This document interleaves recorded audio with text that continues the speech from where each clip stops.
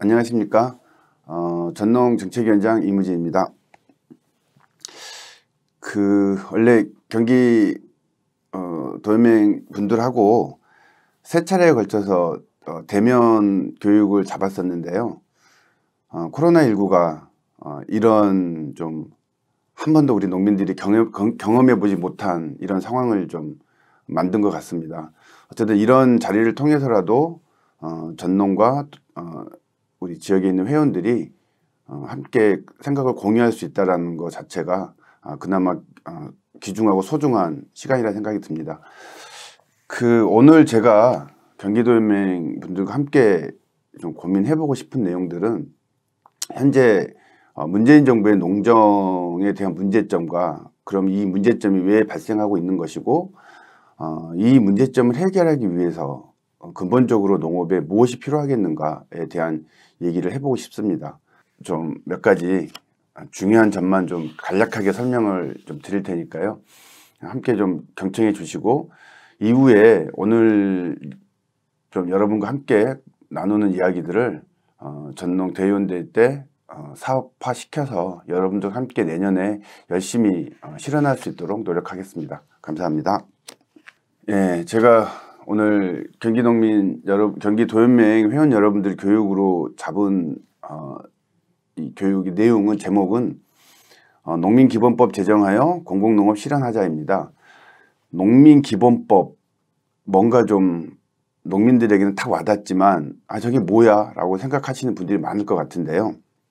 좀 풀어나가 보겠습니다.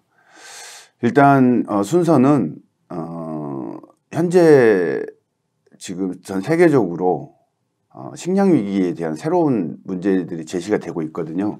그래서 지금 현재 농업에 있어서 문제가 무엇인가를 좀 확인해 보고요. 그럼 이 농업에 있는 문제 속에서 한국은 과연 어떤가 좀 검토를 해 보겠습니다. 그리고 지금 이런 상황이 왜 발생하고 있는 것인가에 대한 것을 좀 확인해 보고요. 그렇다면 이것을 해결하기 위해서 무엇을 할 것이냐. 그리고 그러면 이런 해결하기 위한 것으로 우리는 농민기본법을 제시를 하고 있고요.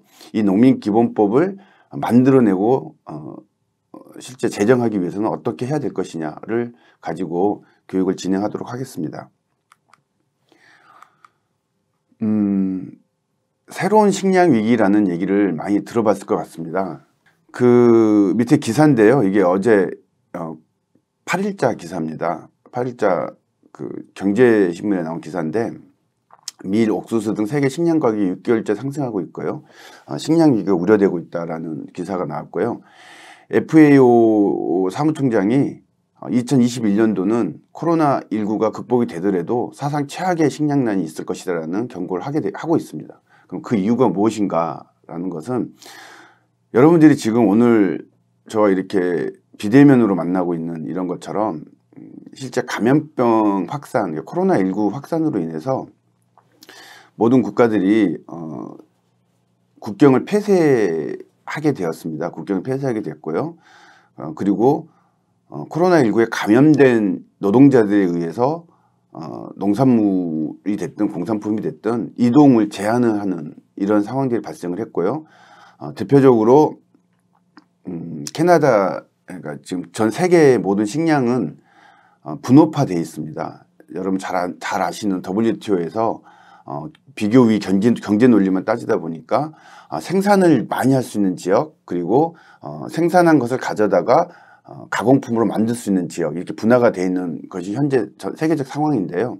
대표적으로 밀의 얘기를 좀 예를 들어보면 유럽의 가장 유럽에서 주식처럼 먹고 있는 밀이요. 파스타면 같은 경우가 굉장히 많이 팔리고 있는데 유럽의 파스타면의 이 재료는 캐나다에서 수입을 하고 있는데요. 캐나다는 미국에서 거의 80% 정도가 캐나다와 미국에서 수입이 되고 있다고 합니다. 그런데 이번에 코로나19로 인해서 캐나다와 미국에서 밀 자체가 농산물이 수입이 되지 않으니까 면을 만드는 유럽의 공장들이 멈춰버리고 그리고 이 파스타면이 공급되지 못하는 좀 이런 상황이 있었고요. 더욱 중요한 거는 캐나다에서 노동자들이 밀을 싣고 왔는데 검역하는 과정에서 코로나 걸린 것을 노동자 코로나 걸린 것을 확인이 돼서 밀을 내리지 못하고 이렇게 이동이 제한돼 버리는 이런 현상들이 올 봄에 계속 있었거든요. 그러면서 FAO 등 WTO, FAO 등 좀 세계적 기구에서 제안했던 것이 뭐냐면 이런 감염병 확산이 생산이 부족해서 발생하는 식량난이 아니라 이동과 국경이 폐쇄됨으로 해서 나타나는 이런 식량난이 등장할 것이다라는 예측을 했고요. 그것이 실제 실현이 되고 있는 상황입니다. 아까 좀 얘기했던 것처럼 밀, 옥수수 등 세계 식량 가격이 6개월째 상승하고 있고요. 여기에 또 하나가 문제가 뭐냐면 기후 위기입니다. 올해 우리나라도 54일의 긴 장마 그리고 냉해 도저히 이제는 좀 이 자연재해로 인한 이 기후로 인해서 기상이변으로 인해서 어떻게 농사를 지어야 할지 막막한 정도 수준이었는데요. 우리가 그때 한참 장마가 심했을 때 중국의 예를 한번 봤으면 좋겠습니다. 뉴스를 보면 중국의 모든 강들이 범람해서 중국의 평야지대를 다 휩쓸었다라는 그 기사를 계속 봤었는데요. 이 기후위기가 어느 정도 정리가 되다 보니까 식량위기가 왜 발생하게 되냐면요. 생산량 감소지만 실제 생산량은 이렇게 기후위기가 있었던 지역들은 많이 감소됐지만 그렇지 않은 지역들은 더 많이 생산을 해서 결코 생산량이 적은 건 아닙니다. 그런데 중국 같은 경우가 굉장히 많은 것들을 막 집어넣는 거예요. 푸는 게 아니라 그러니까 먹고 남을 정도, 소비하고도 남을 정도의 양들을 계속 갖다 들이니까 계속 식료품 가격이, 농산물 가격이 상승하게 되고, 이 상승하게 되다 보니까 수입을 중심으로 식량을 자급하던 나라들은 굉장히 어려움을 겪게 되고, 거기서 새로운 식량위기가 발생하고, 이런 좀 과정들이 계속 되풀이되고 있는 것이 현재 상황이라 생각이 듭니다. 그러면 이런 상황에서 우리의 지금 나라의 모습은 어떤가를 좀 확인을 해봐야 될 것 같은데요. 새로운 식량 위기가 등장했음에도 불구하고 우리나라는 그렇게 큰 고민을 못하고 있는 게 사실인 것 같아요. 그 농식품부가 5월 달에 제출한 식량 위기 극복을 위한 식량 자급을 위한 대책안에는 무엇이 있었냐면요.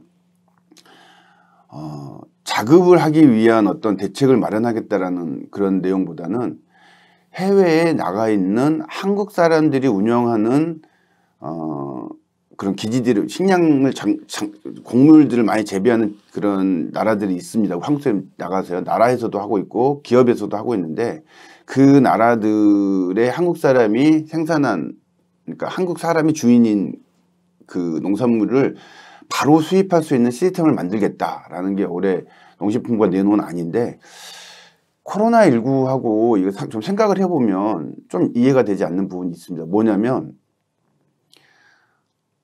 이동 제한과 국경 폐쇄를 했는데 다른 나라에서 식량을 어떻게 가지고 들어옵니까? 어쨌든 그 식량을 생산한 나라는 우리나라가 아니에요.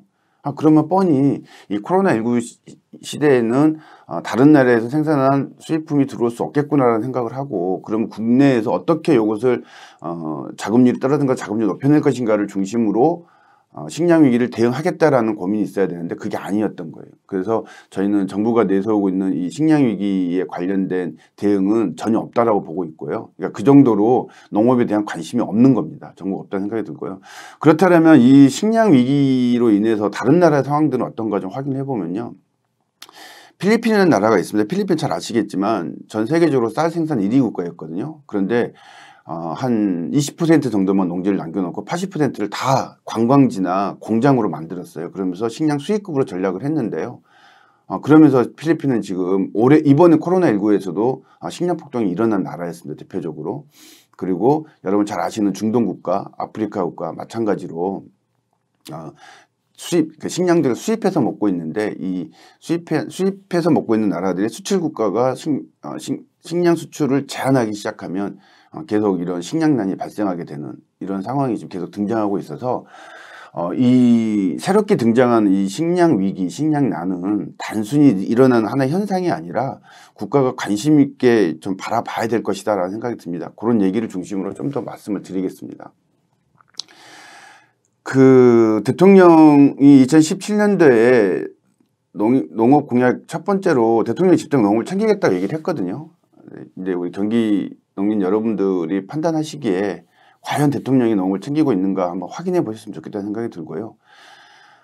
이 정부의 농업 정책은 말만 번지르하다라는 얘기를 전농에서 많은 그 성명서를 통해서 제출한 바가 있습니다. 2022년 11월 11일 날 문재인 대통령이 그 농민의 날 기념식 때 이렇게 얘기를 했어요.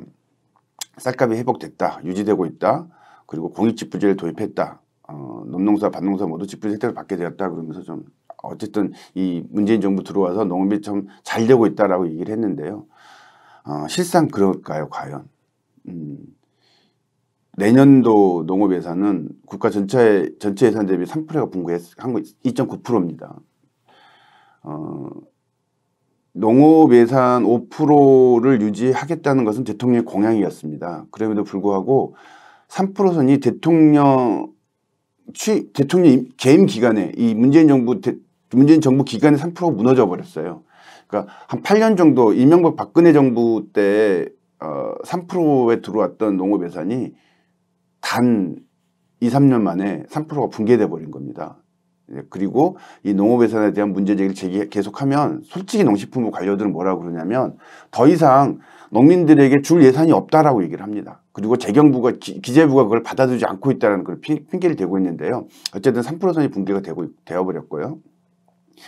그리고 코로나19 관련해서 세 차례 추경을 통한 재난지원금이 지급이 됐는데요. 이제 한 차례는 이제 추경이 아니라 본예산에 들어가죠. 근데 농민은 제외됐습니다. 지급 대상에서 제외됐고요. 그러니까 재난지원금뿐만이 아니라 실제 코로나19 대응과 관련된 어떤 대책에서도 농민은 포함이 되지 못했습니다. 그리고 여러분 이제 이 문재인 정부의 핵심 공약이 아니라 정책으로 제출을 한 사회 구조 변화를 통해서 한국 사회를 변화시켜내겠다라고 얘기하고 있는 이 그린 뉴딜 정책 중에 농업은 태양광 발전소 부지를 제공하는 정도 수준 말고는 어떤 것도 제출되어 있지 않습니다. 그러니까 특히나 그린 뉴딜의 핵심은 농업의 지속성이 유지가 되고 계속 그 농업이 있어야만 다른 것으로 확산될 수 있는 것을 가지고 그린 뉴딜이라고 외국에서는 그렇게 얘기를 하고 있는데요. 문재인 정부의 그린 뉴딜은 농업의 지속성은커녕 그냥 신재생 에너지라고 얘기하고 있지만 태양광 발전소의 부지 제공 정도만 해달라라는 건데요. 이유는 뭐냐면 땅값이 싸기 때문에 이제 그런 정도밖에 없는 겁니다. 이 농업이 실제 이런 상황이 이렇게 정부가 지금 정책을 쓰고 있는데 얘기했던 것처럼 그 2020년 문재인 대통령이 농업의 날 기념식에 얘기했던 것처럼 자화자찬할 수 있는 상황인 건지 다시 한번 좀 이 정부에 되묻고 싶습니다. 그렇다면 문재인 정부는 어쨌든 애초에 농민들에게 어떤 약속을 했냐면요. 농정 대전환을 하겠다라고 약속을 했거든요. 그럼 이 농정 대전환의 의미가 무엇인지를 좀 우리가 바라볼 필요가 있는 것 같습니다.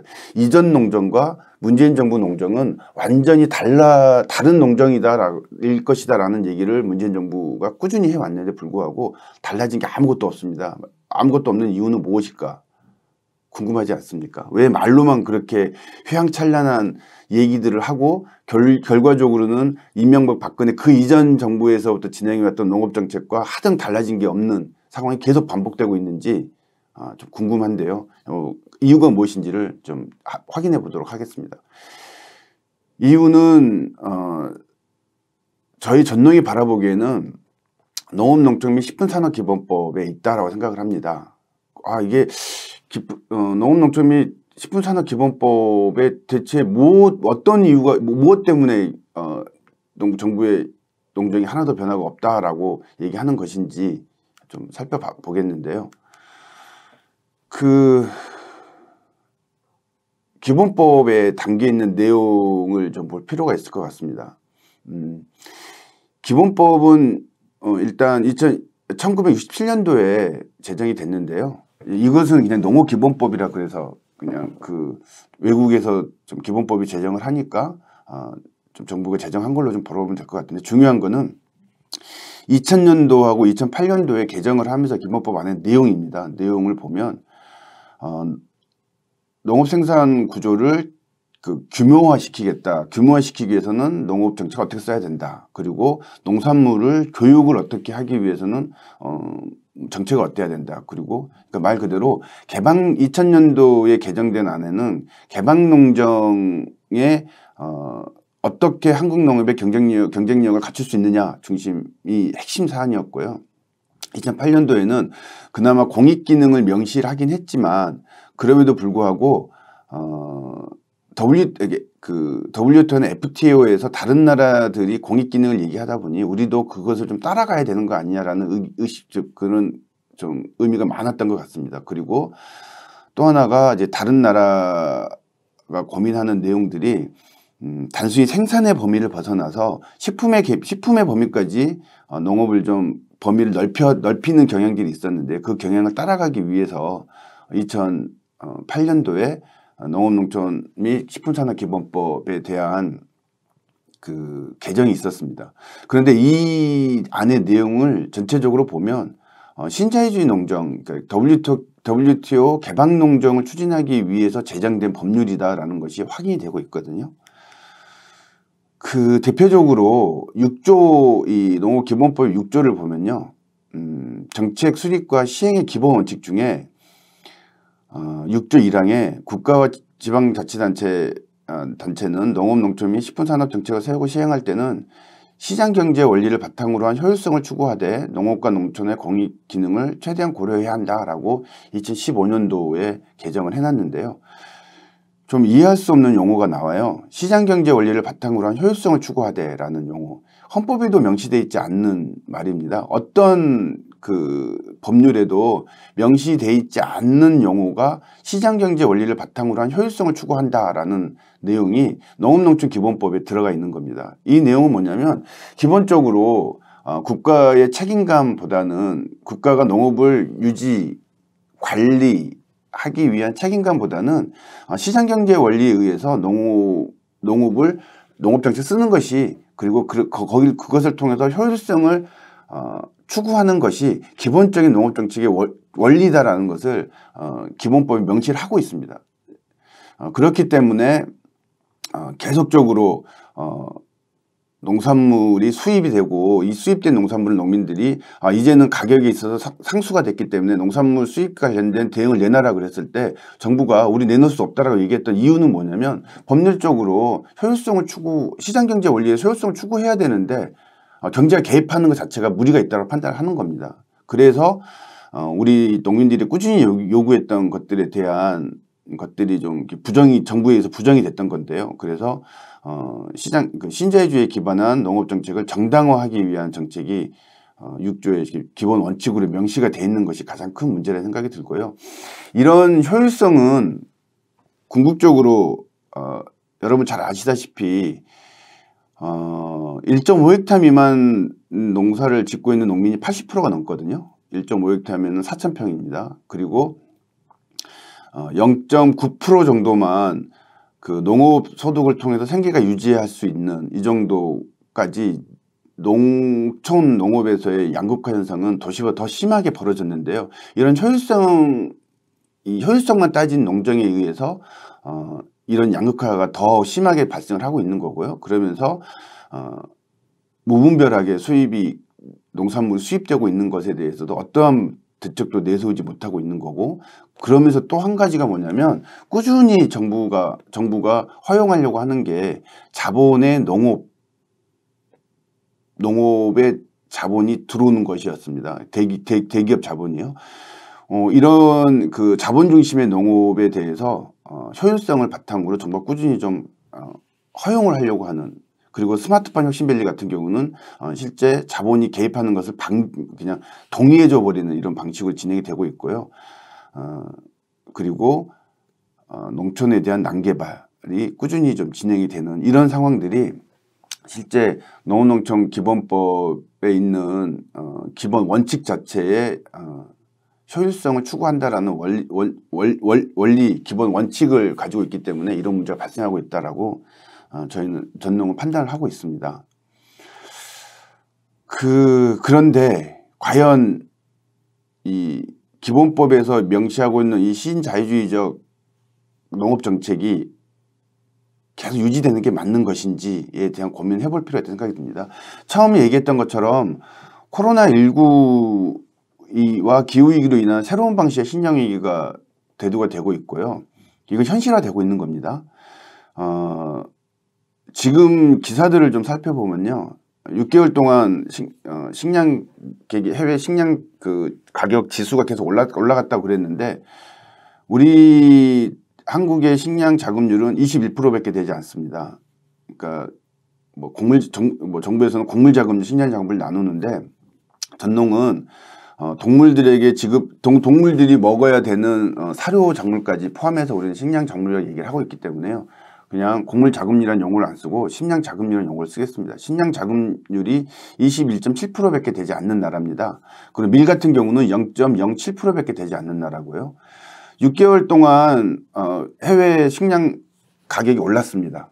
그것이 지속되면 과연 한국의 식량 위기는 발생하지 않을까요?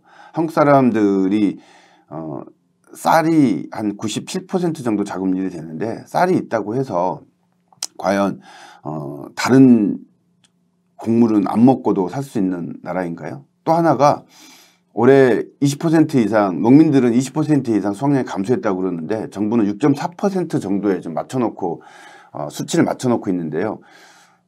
실제 20% 정도 평년 대비 20% 정도 수확량이 감소하면 70만 톤 정도가 쌀이 부족하거든요. 이 70만 톤은 어떤 양이냐면 FAO가 권장하고 있는 우리나라 그러니까 FAO가 비상용으로 비축하라고 권장하고 있는 양입니다. 그 양이 2개월에서 3개월 정도 되는 식량이거든요. 실제 5년 동안 쭉 5년 동안 쭉 진행된 이 쌀 생산량 감소가 이제는 어쩌면 식량 위기와 맞물려서 쌀조차도 자급할 수 없는 나라가 되겠구나라는 고민을 안 할 수가 없는 겁니다.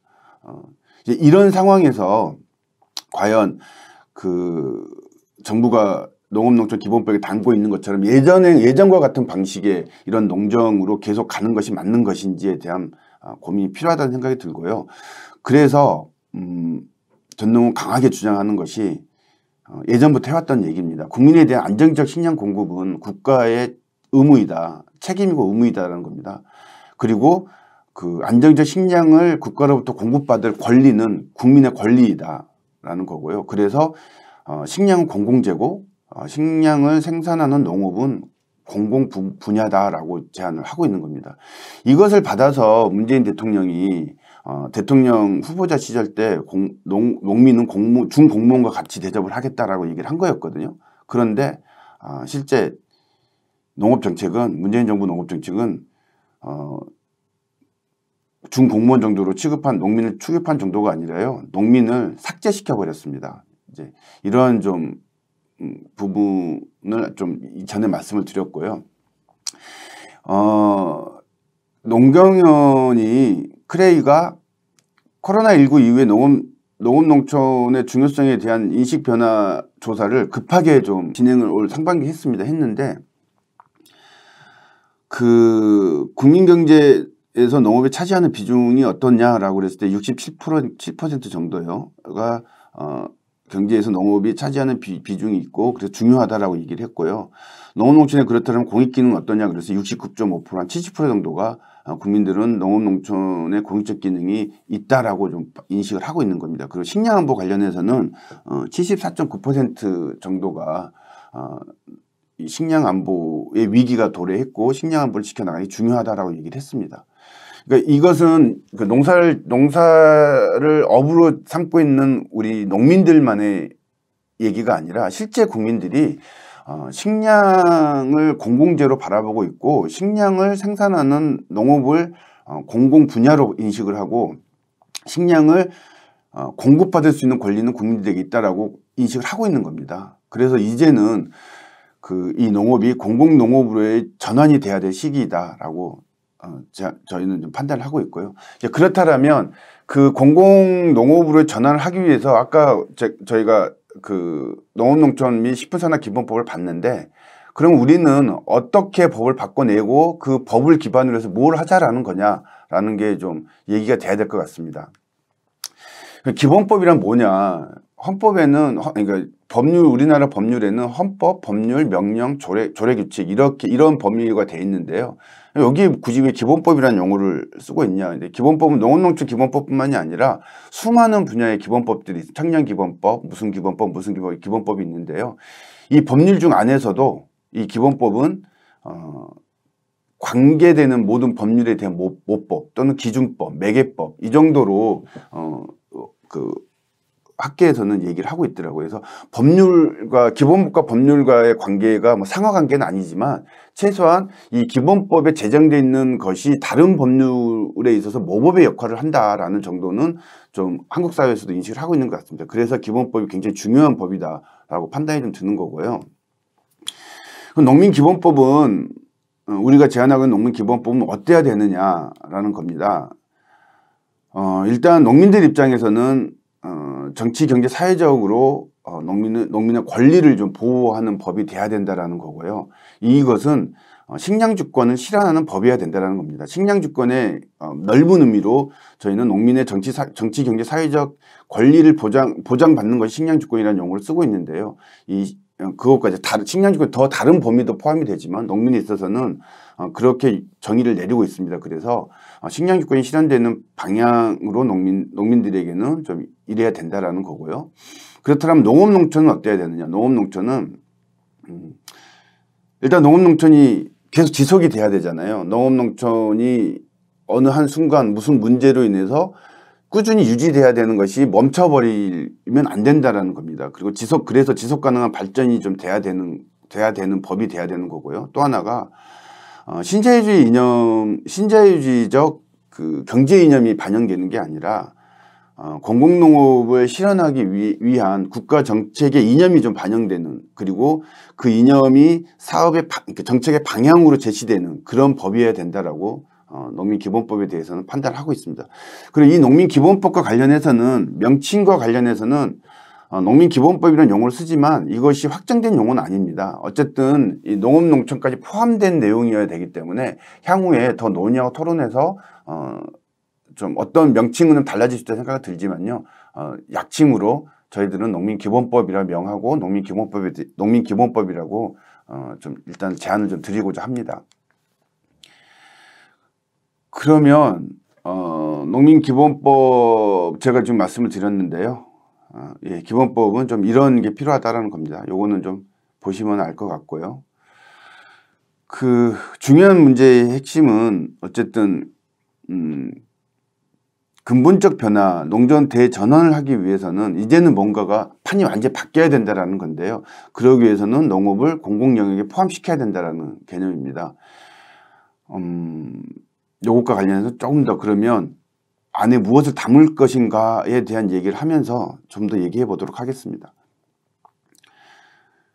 기본법 안에 무엇을 담을 것이냐, 크게 4가지 정도를 좀 핵심 의제로 잡을 수 있다고 생각을 합니다. 농산물과 관련해서는 어때야 되느냐. 농산물의 핵심은 가격이 보장되는 겁니다. 신자유주의 농정이 중심이었던 기존의 농업농촌 및 식품산업기본법 안에는 농산물 가격 보장과 관련된 역할에 대한 것은 잠깐 담겨 있긴 하지만요. 농민들이 주체가 돼서 농산물 가격을 결정하는 데 있어서 역할을 하는 게 아니라 그냥 일정적 선언적 의미 정도에서만 가격에 대한 문제가 지적이 돼 있고요. 그러다 보니까 우리나라의 학계나 관료들은 농산물 가격과 관련해서는 시장 개입이 되면 농산물을 더 많이 집중해서 과잉해서 생산할 수 있다. 그래서 시장의 가격을 맡겨야 된다는 게 논리입니다. 현실적으로 이 논리는 굉장히 어처구니가 없는 논리다 생각이 드는데요. 이 논리는 외국에서 그냥 가져온 논리거든요. 대표적으로 유럽뿐만이 아니라 미국 같은 나라를 보면 한 사람이 개인당 그 경작하는 면적이 상상을 초월할 정도로 넓은데요. 그리고 주로 옥수수, 유채, 밀, 보리 등 주곡작물을 주로 생산을 합니다. 그러다 보니까 기계화가 돼 있고요. 어느 한 작물의 가격이 높으면 바로 전환이 가능한 이런 작물들이에요. 그래서 외국은 당연히 어느 한 작물의 가격이 높으면 그 농산물이 과잉이 될 수밖에 없는 시스템입니다. 한국은 그렇습니까? 한국 농지는 아까 얘기를 했지만 실제 80% 이상의 농민들이 1.5헥타 미만의 농사를 짓고 있고요. 밭 같은 경우는 300평, 400평짜리로 다 나눠져 있는 상태에서, 그리고 정잣대나 생산비 자체가 많이 들어가고 인건비가 많이 들어가기 때문에 어느 한 품목의 가격이 상승했다고 그래서 과감히 그렇게 전체적으로 변화해서 과잉 생산될 수 있는 그런 그 농업 구조를 가지고 있지 않습니다. 외국에서 가지고 있는 외국의 논리를 그대로 한국 사회에 그 이입을 시켜서 농산물 가격이 보장이 되면 과잉 생산이 유발될 수 있기 때문에 시장에 맡겨야 된다는 논리를 갖고 있는데요. 이것은 농민들 보고 실제 농사 짓지 말라는 소리랑 마찬가지 생각이 들거든요.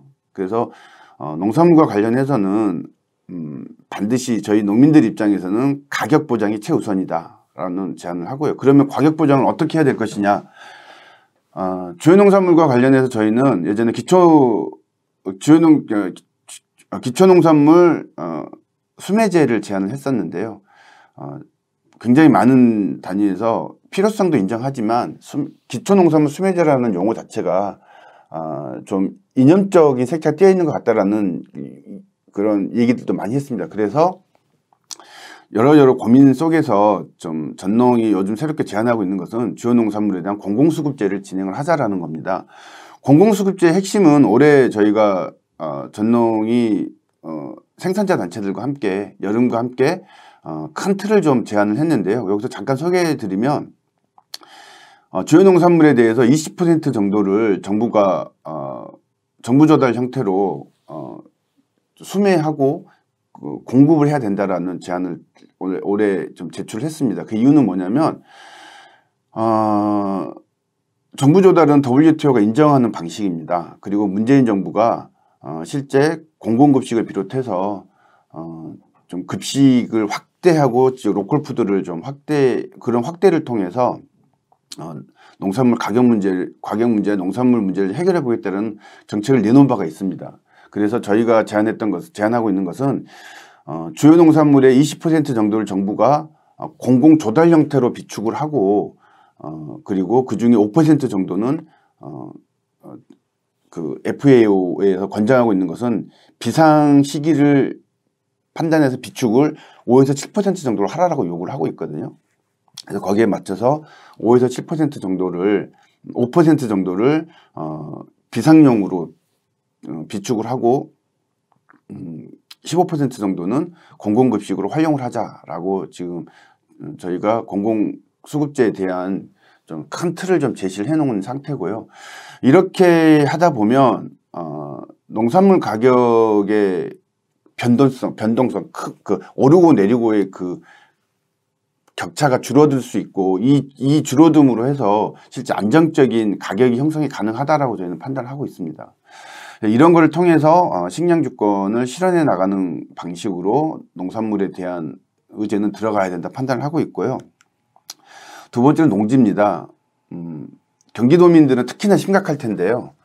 농사를 짓고 있는 농지를 자기가 농사를 짓고 있다라고 말도 할 수 없는 농지원부나 경영등록지에 등록도 할 수 없는 상황이 경기 농민들이 현실이라 생각을 합니다. 그 이유는 뭐냐면 농지가 땅 투기를 위한 수단으로 변질돼 있어서 그리고 8년 동안에 그 작용을 했을 때 양도소득세를 면제해주는 이런 제도 때문에 실제 경기 농민들이 이 농지 문제에 관련해서 가지고 있는 고민을 잘 알고 있는데요. 그래서 농지는 반드시 공용화돼야 된다라고 판단을 하고 있고요. 전농은 비농민이 아닌 그 사람들이 가지고 있는 농지를 국가가 소유하고 국가가 관리해야 된다라고 주장을 하고 있는데요. 어쨌든 그것이 너무 가격하다라고 판단이 들더라도 농지와 관련해서는 비농민들이 농지를 소유할 수 없게끔 이건 헌법에 명시되어 있는 경제 유전의 원칙을 관철시키기 위해서라도 반드시 기본법 안에 들어가야 된다라고 판단을 하고 있고요. 농민과 그럼 관련해서 지금 경기도에서 농민 기본소득과 관련된 고민들을 하고 있는 걸로 진행되고 있는 걸로 알고 있는데요. 이 농민 기본소득과 관련해서도 그렇다면 과연 농민이 어떤 사람까지가 농민이냐가 명확하지가 않습니다. 이전 그 농업농촌 및 식품산업기본법 안에는 농업인, 뭐 후계자, 경영인이라는 용어를 사용을 하면서 농민에 대한 명확한 규정이 없어서 실제 그 농민을 대상으로 하는 농업정책을 사용할 수 없게끔 만들어 놨거든요. 대표적으로 농지와 관련해서도 과연 농민이 어디까지가 농민인지를 확인할 수가 없기 때문에 비농민인지 아닌지를 판단하기가 어려운 겁니다. 그래서 농민에 대한 정확한 규정이 명시가 돼야 된 거고요.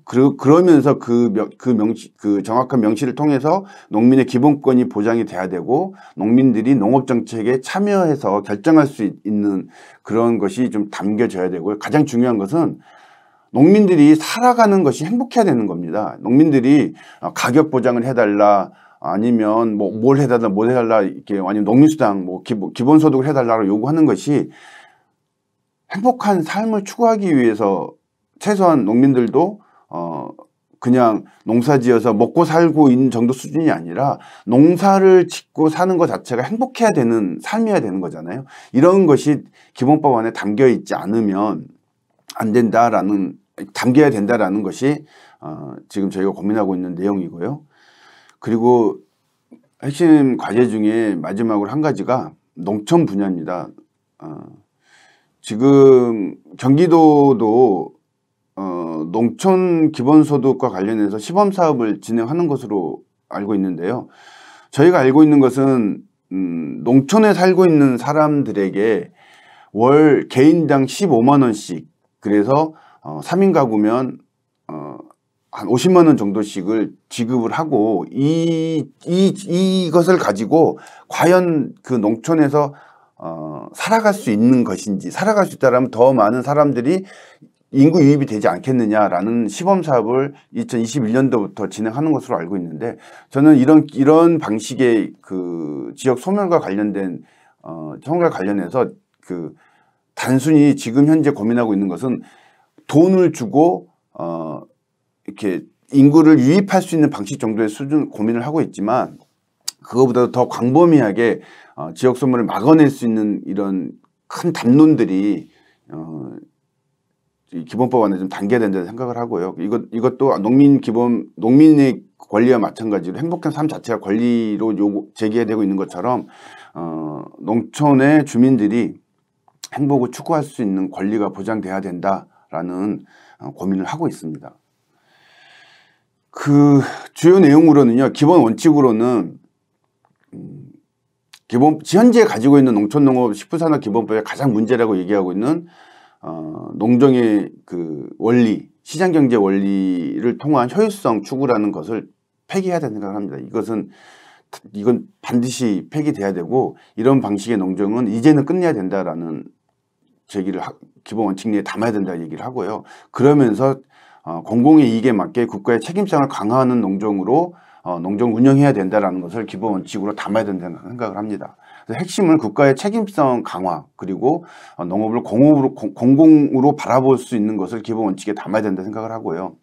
농민의 권리로는 농산물 가격과 농업정책 그리고 지역정책에 참여해서 그런 정책을 결정할 수 있는 권리를 기본법 안에 명시해야 된다 생각을 하고 있고요.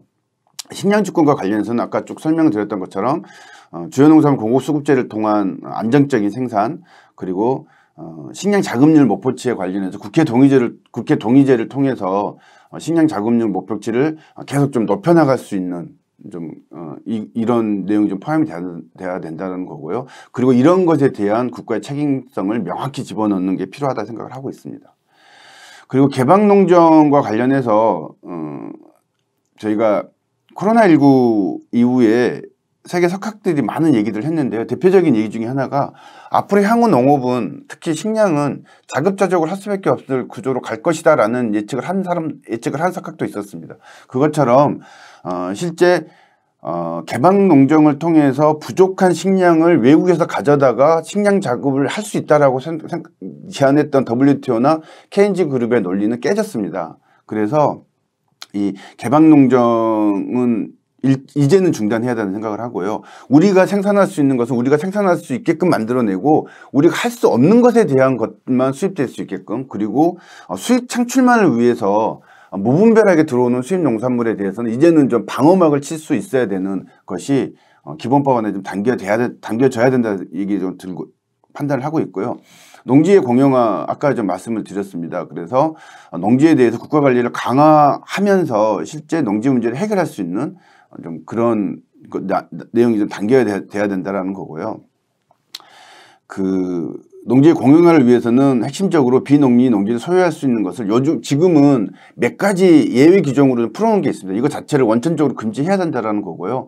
그리고 국가가 실제 비농민의 농지를 국가가 소유해서 비축해서 국가 소유의 농지를 확대해 나가는 방식으로 농지를 관리할 수 있는 방식으로 농지의 공영화가 필요하다라는 제안 좀 드리고요.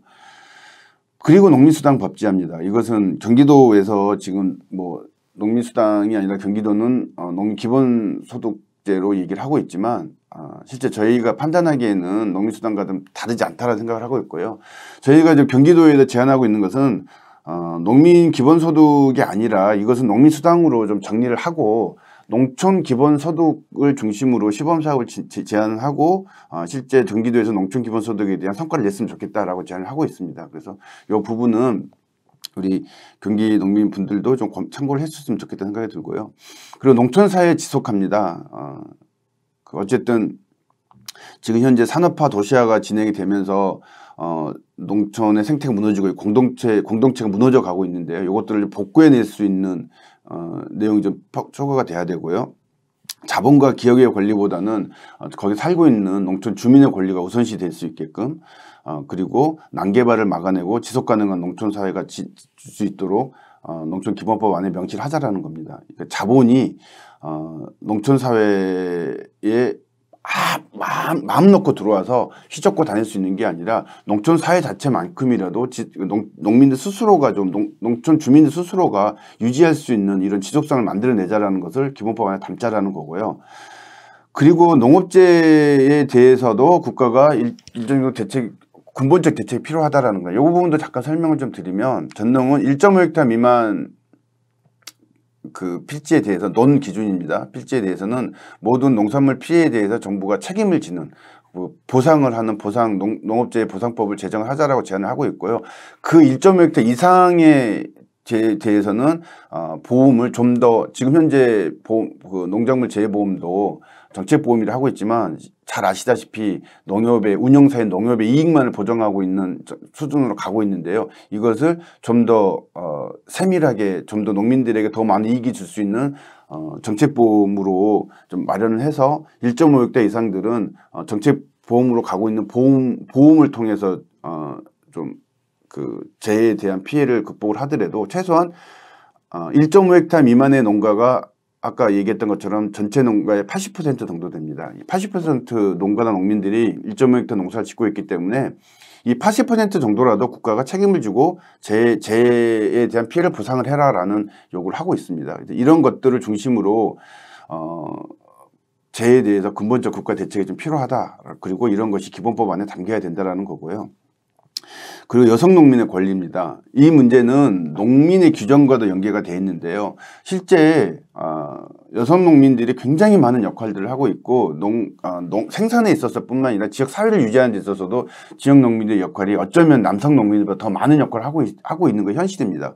그럼에도 불구하고 농가 단위의 정책으로만 하게끔 돼 있는 정부 정책에 의해서 여성 농민들의 권리가 무엇인지조차도 정부가 하려고 하지 않는 이런 상황에 있습니다. 그래서 여성 농민의 권리를 구체적으로 보호할 수 있는 안을 집어넣고 그것을 실천 계획들도 담아낼 수 있는 것이 기본법 안에 담겨야 된다는 생각을 합니다. 그리고 이제 통일농업입니다. 이거는 말 안 해도 잘 아시겠지만요. 저희가 경기도와 함께 경기도에게 그 남북 통일 농업 경작지 사업을 제안을 해놓고 있습니다. 경기도와 DMZ 안에 경기도와 함께 남북 농민이 함께 농사를 지을 수 있는 공간을 만들고 그걸 평화의 지대로 만들어서 개성공단이나 금강산 관광특구처럼 실제 그 DMZ 안에 그 경기도 사람들이 굉장히 그 DMZ와 인접해 있기 때문에 어떤 조그마한 충돌이 있어도 다 굉장히 긴장들 하고 있는데 그것들을 방지해내고 실제 통일농업을 실현하고 이후에 그 통일된 나라의 식량 정책을 세워내는 것까지 공동으로 하기 위해서라도 필요한 것은 그 남북 농민 경작지 사업부터 좀 진행해 보자라고 제안해 놓은 상태고요. 그 경작지 안에 우리가 모아놓은 통일 트랙터가 활용될 수 있게끔 해보자라고 지금 구체적으로 제안을 하고 있는 상태입니다. 그래서 이런 그 통일농업과 관련된 내용들이 농민 기본법안에 좀 담겨야 된다라는 거고요. 그리고 이제 아까 얘기했던 명칭, 농업인을 농민으로 바꾼다든가, 뭐 농촌의 개념, 뭐 후계농, 기농인 이런 농업과 관련된 명칭들이 기본법 안에 다 담겨 있는데요. 이것들에 대해서도 명확히 좀 새로운 시대에 맞는 명칭으로 변경을 하자라는 것들을 제안을 하고 있습니다. 그리고 뭐 기타 부분은 좀 보시면 될 것 같고, 중요한 것은 이 농민 기본법 안에 이 담겨져야 될 내용들이 단순히 농민의 권리뿐만이 아니라 실제 농촌 사회가 향후에 나아가야 될 지향과 이념 그리고 방향 자체가 담겨야 된다라는 거고요. 그래서 아까 얘기했던 것처럼 이 명칭이 우리는 농민기본법을 약칭 농민기본법을 쓰고 있지만 향후 논의 과정을 통해서 이 명칭은 더 변경될 수 있다는 것은 먼저 여러분들께 양해를 좀 드리고 싶습니다. 근데 이제 마지막입니다. 그래서 조금 더 좀 들어주셨으면 좋겠고요. 그러면 농민기본법 제정운동을 일단 해야 될 거 아닙니까? 지금의 농정을 다른 농정으로 판을 바꿔보자라고 그랬는데요. 그럼 판을 바꾸려면 실제 그럼 농민기본법을 어떻게 제정을 해야 될 거 아닙니까? 어떻게 해야 될 것인가에 대한 것을 잠깐 좀 말씀을 드리고 싶습니다. 어쨌든 농민기본법은 아까 얘기했던 것처럼 농민들이 실제 현장에서 농민들의 고민들이 담겨 있는 그리고 농촌의 고민들이 담겨 있어야 되는 부분이라고 말씀을 드렸고요. 그렇다면 이것을 제정하는 것은 농민들이 직접적으로 정치를 해서 농민들의 권리를 보호하기 위한 뭔가를 만들어 보자라는 거잖아요. 그래서 농민기본법 제정운동은 농민의 직접 정치의 한 방향이다, 하나의 그 직접 정치 방법이다라는 거고요. 그리고 농민 중심, 현장 중심의 내용을 담자라는 거고요.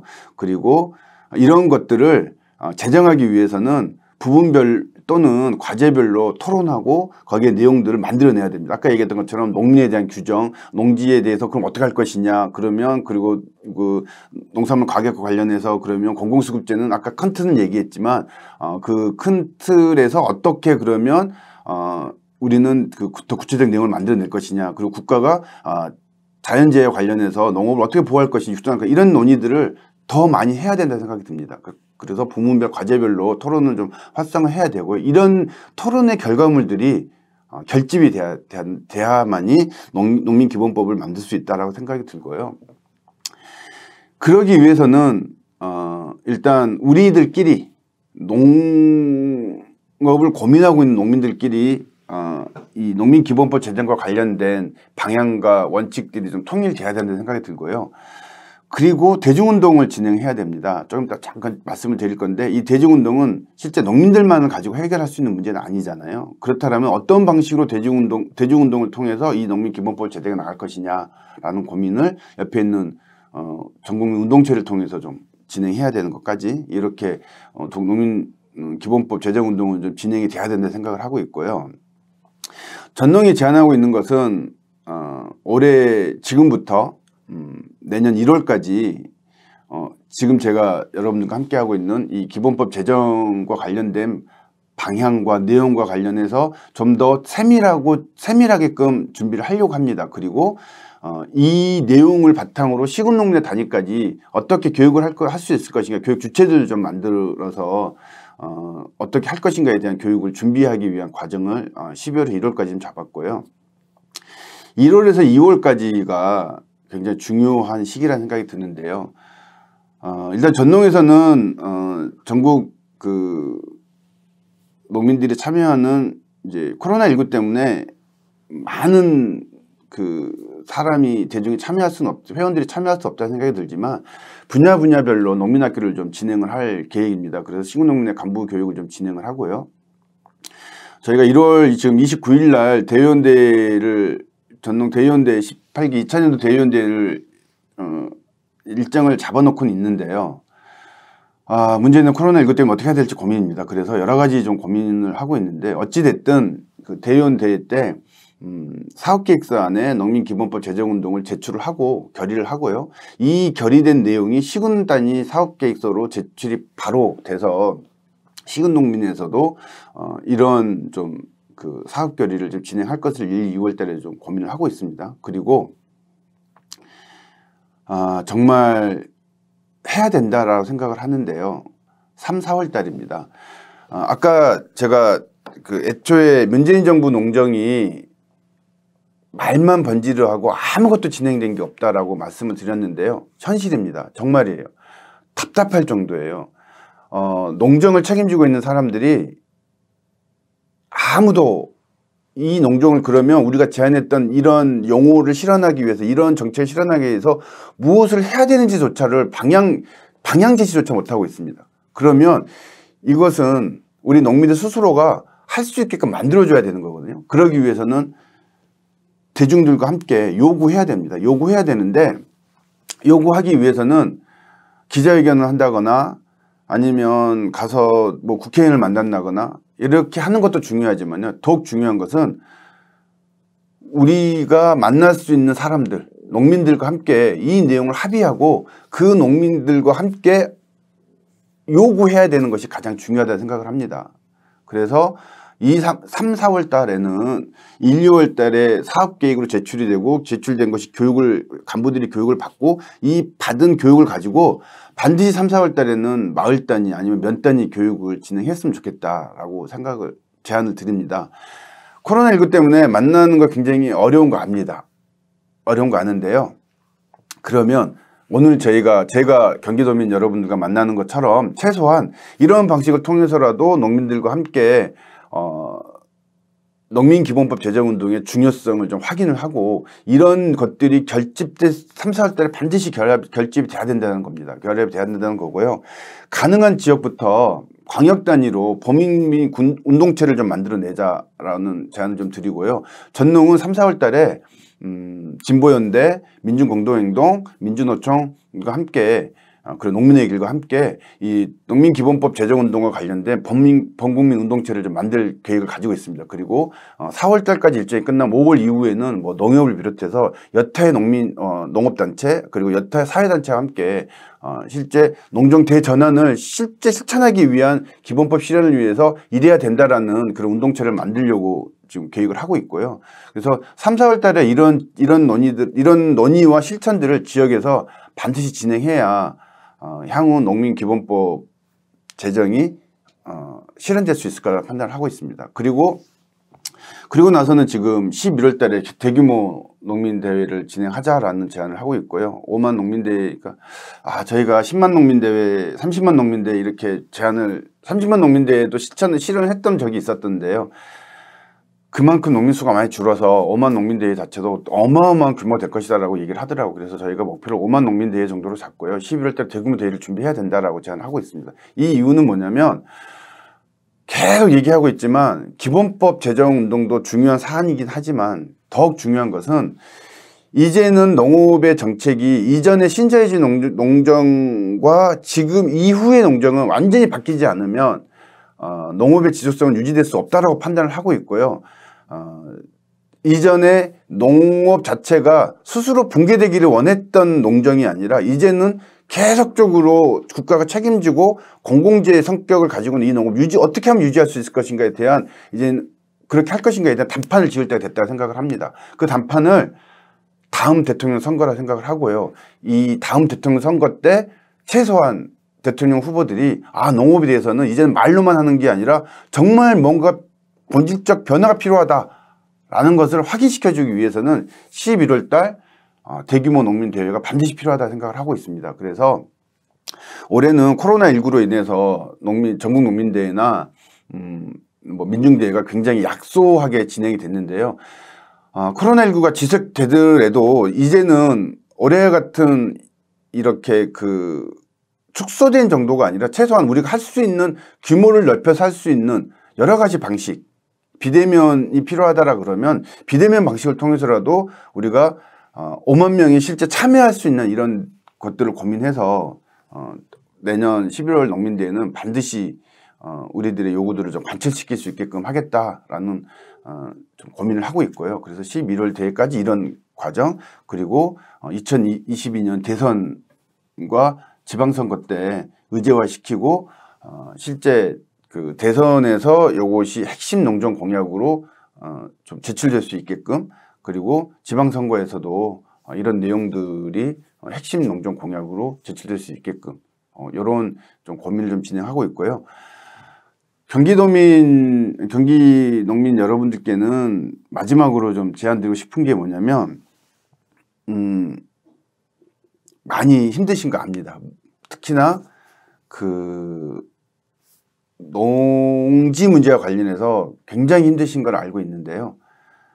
먼저 논의를 해 주셔야 됩니다. 먼저 논의하고 경기도에서 필요로 하는 것들을 제안하고 그 제안된 내용들이 투쟁화될 수 있게끔 전농에 제출해 줘야 된다라는 당부 말씀을 꼭 좀 드리고 싶고요.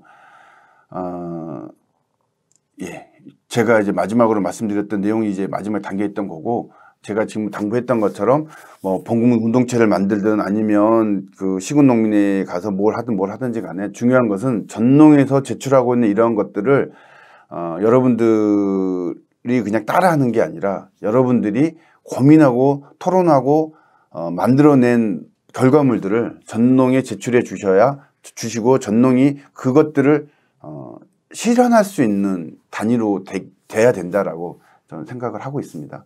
전농이 30년이 지났습니다.